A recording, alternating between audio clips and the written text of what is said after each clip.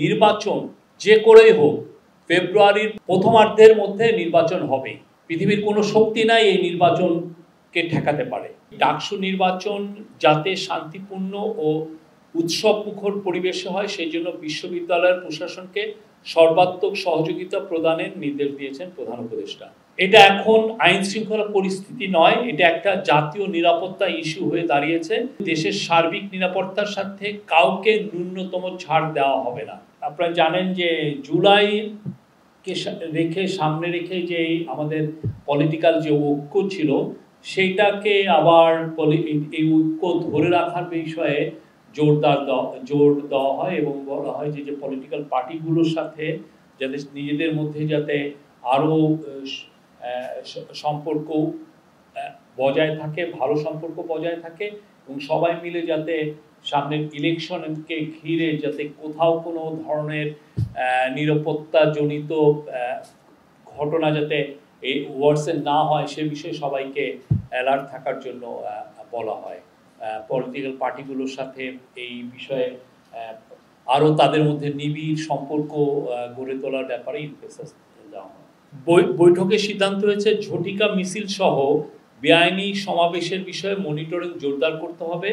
এর নেপথ্যে যারা সক্রিয় রয়েছেন তাদের বিরুদ্ধে কঠোর আইনি ব্যবস্থা নেওয়া হবে।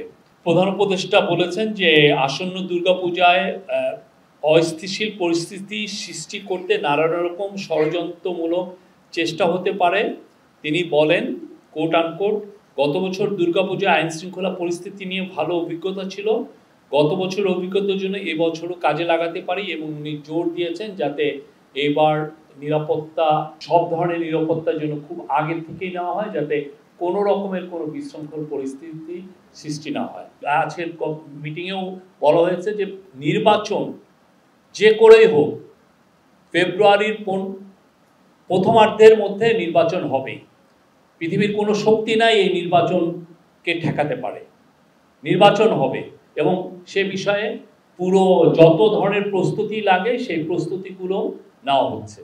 বৈঠকে সিদ্ধান্ত হয়েছে সাম্প্রদায়িক সম্প্রীতি বজায় রাখার জন্য দেশের সকল ধর্মভিত্তিক সংগঠনের সাথে বৈঠকের জন্য ধর্ম মন্ত্রণালয়কে নির্দেশ দেওয়া হয়েছে। ধর্ম অ্যাডভাইজার অতি শীঘ্রই বিভিন্ন গ্রুপের সাথে কথা বলবেন। বৈঠকে সিদ্ধান্ত হয়েছে ক্রমাগতভাবে নিরাপত্তা পরিস্থিতি মনিটরিং করার জন্য। এই জন্য নিরাপত্তা বাহিনীগুলোর মধ্যে কোঅর্ডিনেশন বাড়ানোর কথা বলা হয়েছে এবং যে কোনো পরিস্থিতি মোকাবেলার প্রশাসনের আগাম প্রস্তুতি রাখতে হবে। এর পাশাপাশি ডাকসু নির্বাচন যাতে শান্তিপূর্ণ ও উৎসবমুখর পরিবেশে হয় সেই জন্য বিশ্ববিদ্যালয়ের প্রশাসনকে সর্বাত্মক সহযোগিতা প্রদানের নির্দেশ দিয়েছেন প্রধান উপদেষ্টা। বৈঠকে আলোচনায় আসে যে পতিত পরাজিত ফ্যাসিবাদী শক্তি যখনই দেশ দেখছে যে দেশ নির্বাচনের দিকে এগিয়ে যাচ্ছে এবং এই জুলাইয়ের হত্যাযজ্ঞের সাথে জড়িতদের বিচার প্রক্রিয়া দ্রুত এগোচ্ছে, ততই তারা ডেসপারেট এবং বেপরোয়া হয়ে পড়ছে। এর ফলে তারা দেশের সার্বিক শান্তি শৃঙ্খলা বিনষ্ট করার জন্য, গণতান্ত্রিক অগ্রযাত্রাকে ব্যাহত করার জন্য সকল শক্তি নিয়ে মাঠে নামছে। এটা এখন আইন শৃঙ্খলা পরিস্থিতি নয়, এটা একটা জাতীয় নিরাপত্তা ইস্যু হয়ে দাঁড়িয়েছে। বৈঠকে বলা হয় যে দেশের সার্বিক নিরাপত্তার সাথে কাউকে ন্যূনতম ছাড় দেওয়া হবে না।